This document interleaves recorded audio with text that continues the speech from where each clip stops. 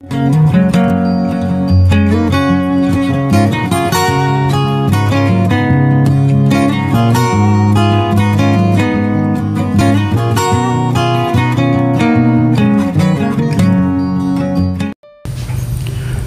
kawan-kawan, selamat petang. Knowledge Mitch ucapkan kepada semua rakan-rakan ataupun subscribers Knowledge Mitch.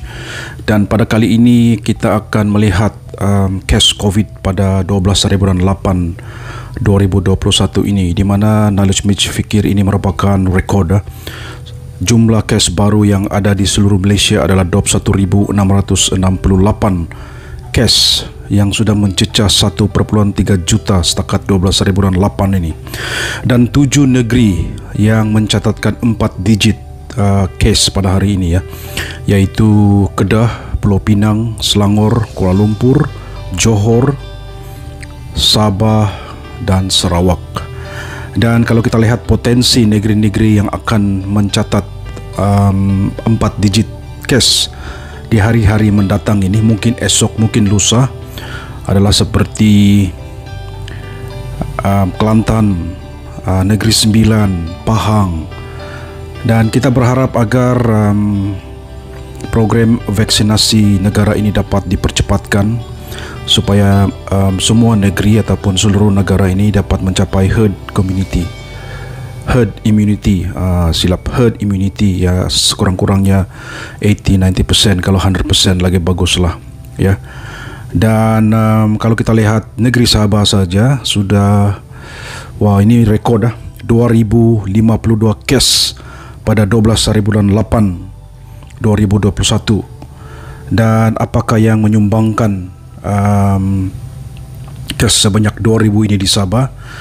Dan kalau kita tengok laporan daripada COVID negeri, jangkitan virus COVID di sebuah pelantar minyak offshore yang melibatkan 209 pekerja dan ditambah pula dengan 109 pekerja tapak binaan Hayat Sentrik, iaitu berhadapan dengan Suria Sabah KK, yang terdiri daripada warga Filipina, China dan Malaysia, menjadikan jumlah yang amat tinggi bagi daerah Kota Kinabalu dalam sehari pada 12 bulan 8, iaitu sekitar 635 kes pada 12 bulan 8. Dan beberapa daerah lain juga mengalami penambahan kes baru yang tinggi seperti Tuaran 126, Tawau 178, Beaufort 86, Kota Blut 84, Lahadatu 50, Ranau 44, Telupit 77, Sepitang 46, Tongod, wah Tongod pun ada 21. Angka dalam kurungan ini tidak perlu sebutlah, dia bandingkan angka kemarin dan sekarang lah, itu dia angka-angka pada 12 bulan 8 ini. Ya kawan-kawan, kita sambung lagi. Seperti yang Knowledge Mitch katakan tadi, 2052 kes pada hari ini 12 bulan 8, dan merupakan rekod yang tertinggi sepanjang pandemik inilah yang melanda negeri Sabah. Dan bagi sesiapa saja kawan-kawan subscribers ataupun yang belum subscribe dan kawan-kawan yang ada di luar sana, marilah kita sama-sama use our professional judgment untuk membantu kerajaan, membantu diri kita sendiri, keluarga dan rakan-rakan untuk memutuskan rantaian ini, ya. Jadi semua perlu ada kolaborasi lah. Dan out of 2052 itu 914 disumbangkan oleh kontak rapat, ataupun 44,5% lah. Jadi sangat ramai ya kontak rapat ini.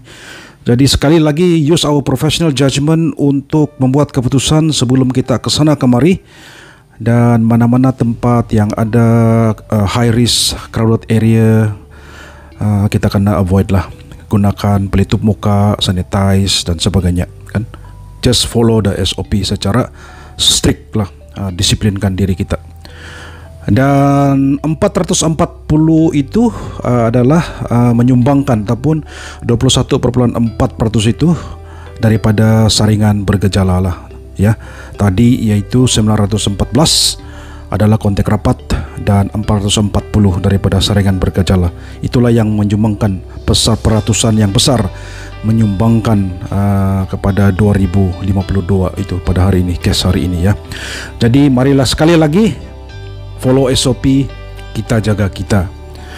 Dan kita teruskan untuk 2052 itu 720 ataupun 35% adalah daripada kategori 1.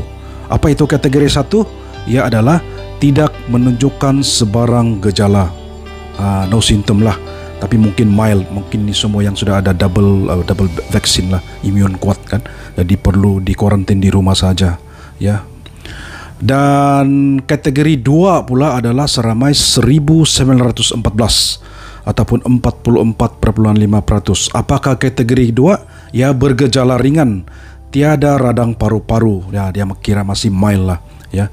Walaupun dia positif tapi dia masih mild, dan kemungkinan kategori 1 dan 2 ini cuma hanya perlu karantin di rumah sajalah. Jika ada keadaan semakin teruk baru pergi hospital ya. Daripada 2052 itu kategori 1 dan 2 sangat ramai ya.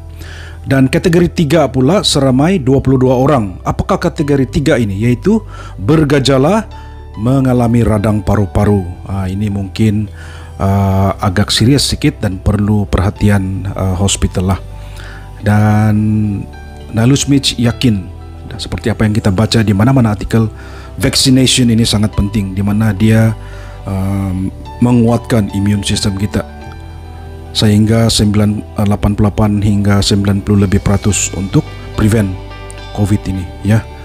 Dan diharap vaccination program ini dapat diperluaskan, dipercepatkan di Sabah inilah. Dan untuk kategori 4 pula cuma 6 orang sahaja. Apakah kategori 4 ini? Bergejala mengalami radang paru-paru yang memerlukan bantuan oksigen, dan ini perlu dimasukkan dalam hospital lah ya, untuk pemantauan rapi dan mendapat bantuan pernafasan melalui oksigen. Ini mungkin agak serius, di mana jangkitan paru-paru sudah berlaku lah ya. Itu dia tadi ada 6 orang kategori keempat. Dan kategori kelima pula adalah cuma 2 orang sahaja. Kategori kelima ini adalah bergejala kritikal, memerlukan rawatan insentif di unit rawatan rapi ICU. Jadi ini mungkin yang sudah teruk dan perlu pemerhatian, pemantauan rapi di hospital. Itu dia 5 kategori. Dan kita tengok walaupun 2052 kebanyakannya adalah gejala 1, kategori 1 dan kategori 2. Kategori 3, 4, 5 agak kurang peratusan dia ya. Dan kalau kita lihat di sini, apakah 5 tahap jangkitan COVID seperti yang lalu cakap tadi? 1, tidak menunjukkan sebarang gejala. 2, bergejala ringan, tiada radang paru-paru. 3, bergejala mengalami radang paru-paru. 4, bergejala mengalami radang paru-paru dan memerlukan bantuan oksigen. 5, bergejala kritikal, memerlukan rawatan intensif di ICU. Dan 4, 5 ini sangatlah memerlukan perhatian perawatan yang serius dari pihak hospital. Ya kawan-kawan, itu dia tadi 5 tahap jangkitan COVID-19 ini, di mana jika kita kaitkan dengan kes 2052 pada hari ini 12 bulan 8 2021, kategori 1 dan kategori 2 memang menyumbangkan paling banyak kes untuk 2052 ini, di mana saya ulang sekali lagi, knowledge ulang, untuk kategori 1 720 ataupun 35%, kategori 2 yaitu 1914 ataupun 44,5%.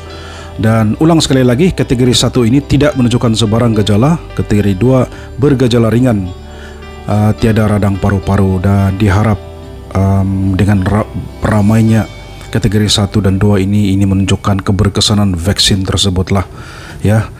Cuma jika kita lihat kategori 4 dan 5 itu cuma jumlah dia cuma 8 saja, dan diharap vaksinasi dapat dipercepatkan agar herd immunity dapat dicapai sebanyak kurang-kurangnya 60% ke atas towards end of the year lah ya. Jadi itu dia tadi. Dan kita lihat di video ini, Nalusmith ada sertakan 5 tahap jangkitan COVID inilah.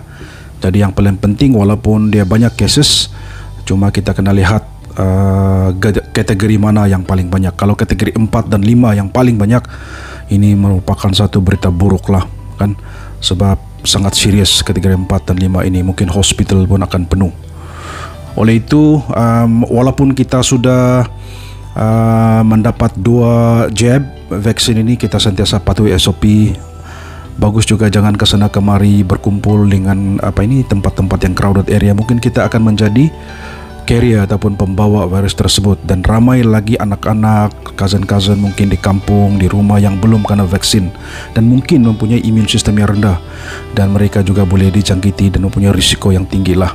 Oleh itu, stay safe, take care, follow SOP, get the vaccine, dan use our professional judgment and common sense to protect ourselves, our loved one, family dan rakyat.